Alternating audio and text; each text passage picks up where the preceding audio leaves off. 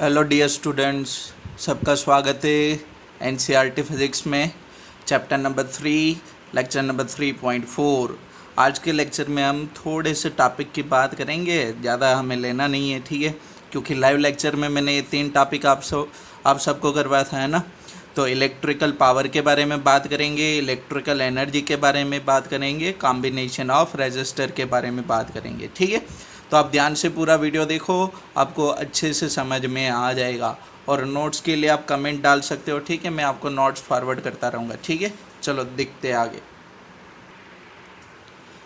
Electrical power, rate at which electric work is done by source of EMF in maintaining current, electric current, electrical power, rate at which electric work is done by source of EMF in maintaining the current in electric circuit is called electric power of the circuit, ठीक है। तो देखो थोड़ा मैं ना यहाँ पे आपको क्लास 11th पे लेके जाता हूँ, ठीक है, और वहाँ पे आपको एक इक्वेशन याद था, पावर का इक्वेशन क्या था, P = W/T, rate of doing work done. तो देखो अगर आपकी कोई कंडक्टर होगी, ठीक है, अगर कोई कंडक्टर मैं यहाँ पे कंसीडर करूँ, एक कोई कंडक्टर कंसीडर करूँ, अगर एक कंडक्टर के अंदर से कंटिन्यूसली आपको करंट को फ्लो करवाना है, कंटिन्यूसली करंट को फ्लो करवाना है, मतलब चार्ज का फ्लो होने देना है, तो ये चार्ज के ऊपर ना वर्क डन करना पड़ेगा। और वो वर्क डन कौन करेगा, इनके साथ आप जो सोर्स कनेक्ट करोगे तो वो सोर्स वर्क डन करेगी, ठीक है। ये आपका जो सोर्स EMF होगा वो उनका वर्क डन करेगा और चार्ज आपकी कंटिन्यूसली इनके अंदर से फ्लो होती रहेगी। तो देखो the rate at which electric work is done by the source, तो ये कौन है, आपकी सोर्स है, ठीक है, ये कौन है, आपकी सोर्स है, of EMF in maintaining the current in the electric circuit is called power of that electric circuit. समझ में आ कि नहीं, सिंपल है ना, ठीक है। तो आपको याद है ना, सेकेंड यूनिट में आपने एक इक्वेशन स्टडी किया था कि वर्क डन क्या होता था, कि अगर ये दोनों के अक्रॉस पोटेंशियल डिफरेंस में V कंसिडर करो और Q चार्ज फ्लो करेगा तो वर्क डन क्या होगा, W = Q × V वाली फार्मूला याद आई सेकेंड यूनिट से, ठीक है, यस और नो। और वर्क एनर्जी थ्योरम, ये जितना वर्क डन होगा ना उतना ही उनके अंदर चार्ज के अंदर एनर्जी स्टोर होगी, ठीक है। तो वो आगे जाके अभी स्टडी करते हैं। तो देखो क्या ये W = ΔU में लिख सकता हो, ठीक है, तो W/T, तो यहाँ पे क्या बन जाएगा, ΔU/T, और V ΔQ लिखो या तो Q × V लिखो, ठीक है।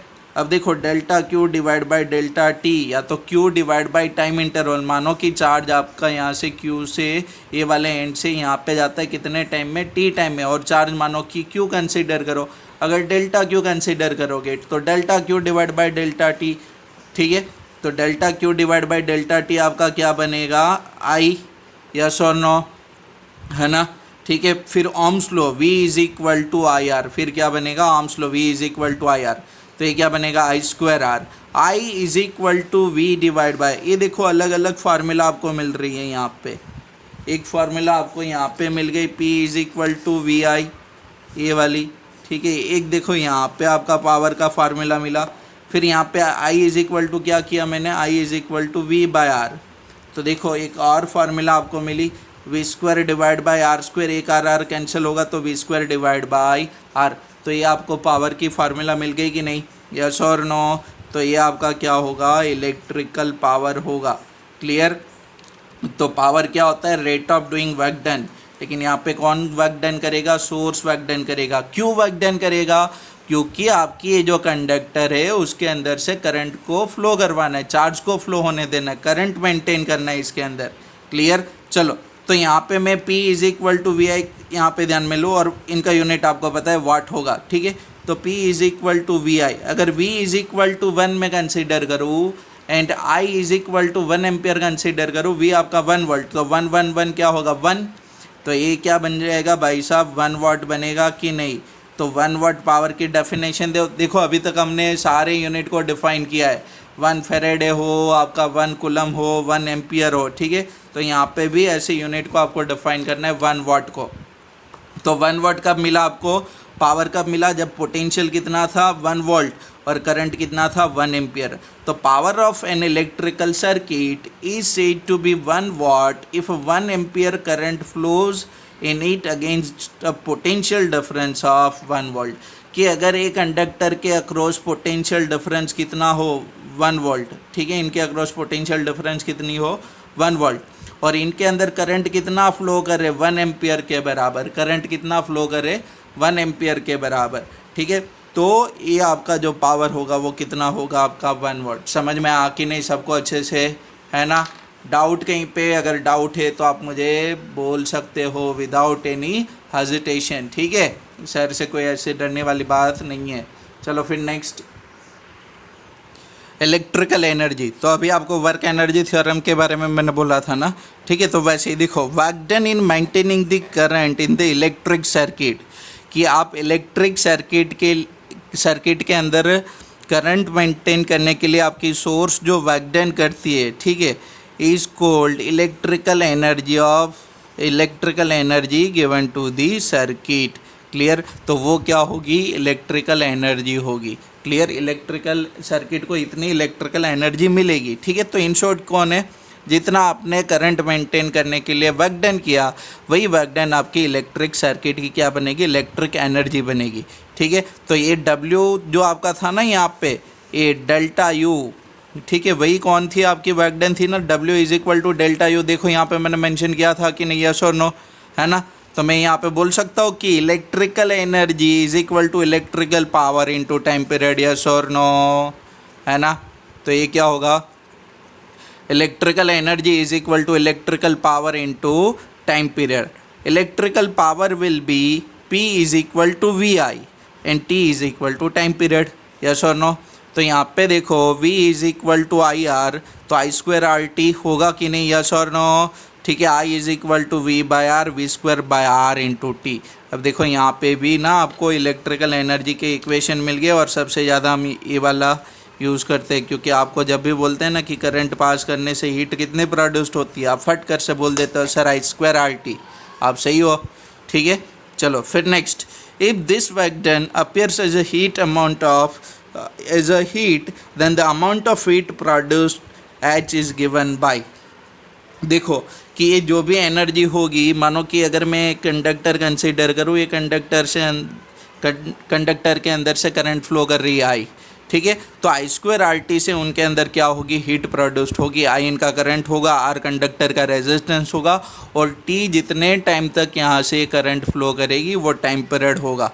क्लियर? तो यहाँ पे देखो ये जो हीट मिलेगी वो कौन से यूनिट में आपको मिलेगी? जूल में मिलेगी, ठीक है। और I is equal to V by R करोगे, I is equal to V divide by R करोगे, तो ये क्या बनेगा? V square divide by R square into R into T, तो V square by R into T। Clear? ये आपकी क्या प्रोड्यूस्ड होगी? हीट प्रोड्यूस्ड होगी। क्लियर? अब देखो ये आपने ना पहले स्टडी किया था, W is equal to J into H, ठीक है। ये J कौन है? आपकी जूल कांस्टेंट है, और ये कौन है? आपकी जूल हीटिंग लो है, ठीक है। क्लियर? तो जूल कांस्टेंट किसके बराबर है? 4.2 जूल पर कैलोरी, यस और नो? ठीक है। तो मानो कि ये जो हीट प्रोड्यूस्ड हो रही है, मानो कि आपकी जो हीट प्रोड्यूस्ड हो रही है, अगर ये जूल के अंदर है, अगर मैं उनको डिवाइड बाय 4.2 कर दूं ना जूल कांस्टेंट से, तो वो मुझे कैलोरी में मिल जाएगी। तो यहाँ पे देखो इक्वेशन के फॉर्म में दिखा है, ठीक है। ये आपकी वर्क डन है, ठीक है। क्लियर?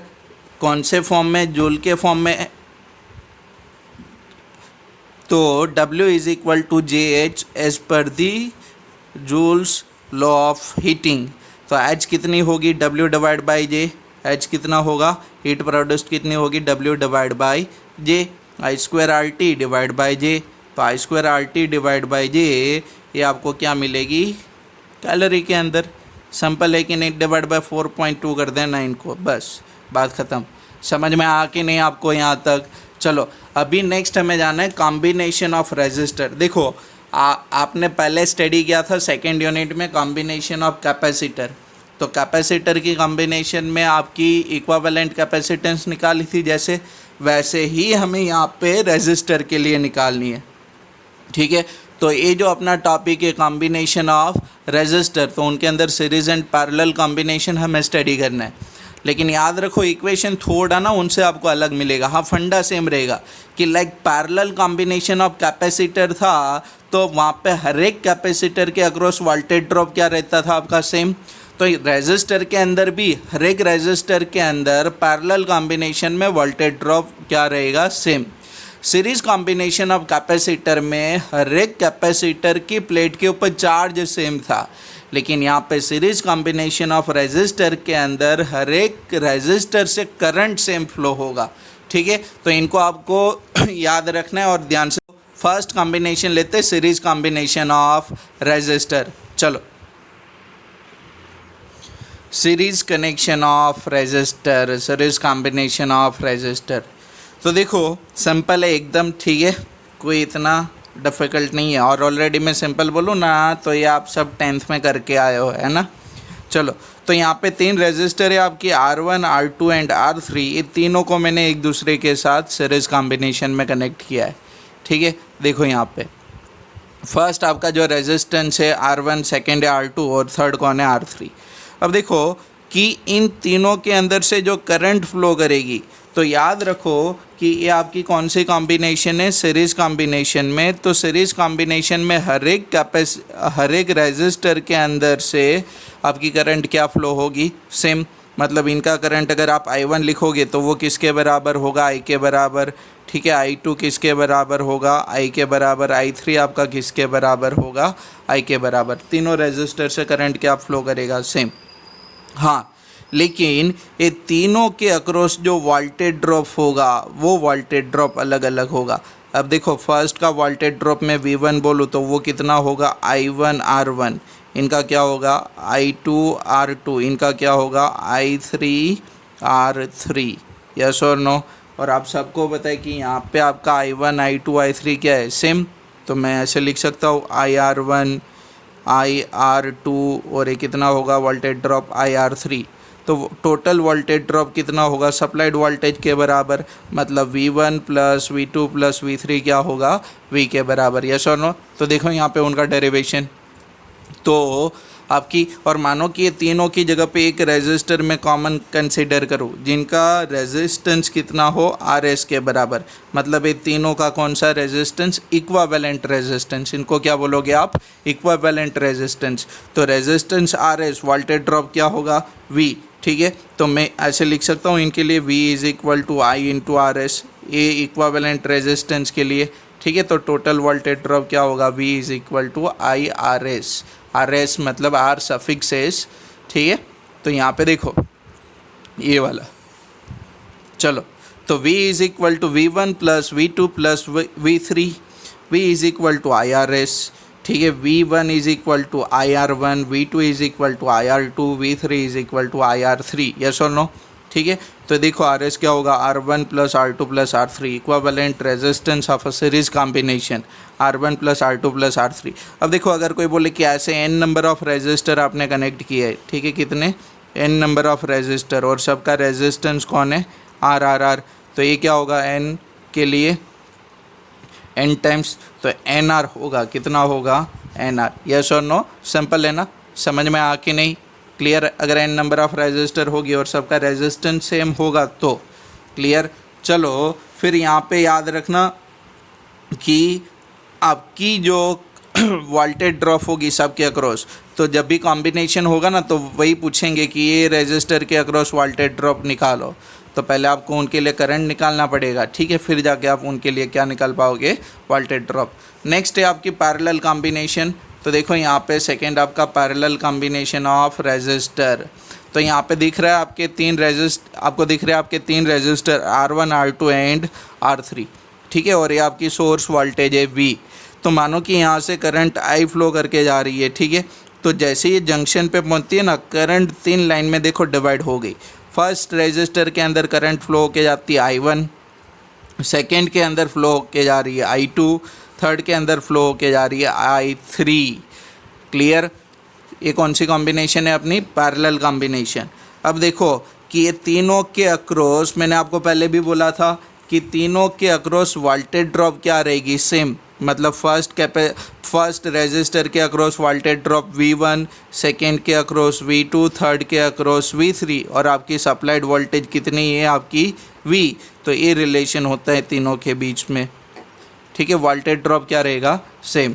और आपको पता है वोल्टेज ड्रॉप क्या होगी इनकी, V is equal to I R formula है ना ओम्स लॉ, ठीक है। तो इनके अंदर करंट कितना I1, इनके अंदर इनका रेजिस्टेंस कितना R1, तो इनके अक्रॉस फर्स्ट के अक्रॉस वोल्टेज ड्रॉप क्या होगा I1 R1, यस और नो। फिर देखो सेकंड रेजिस्टर के लिए क्या बनेगा I2 R2, थर्ड के लिए क्या बनेगा I3 R3।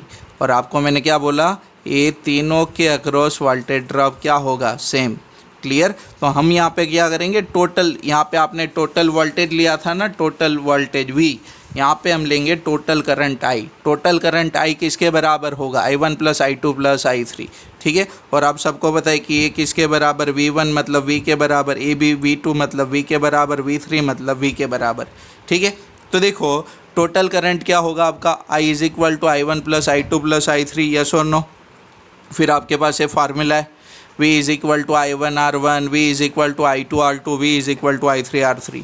और मानो कि ये तीनों की जगह पे एक रेजिस्टर में कंसीडर करूँ कि जिनका रेजिस्टेंस किसके बराबर हो, RP के बराबर, ठीक है। तो उनके अंदर तो टोटल करंट जाएगी कि नहीं, यस और नो, ठीक है। तो उनके अंदर टोटल करंट I क्या होगी, voltage divide by resistance RP, yes और नो, क्लियर। तो यहाँ पे उनको यूज़ करेंगे।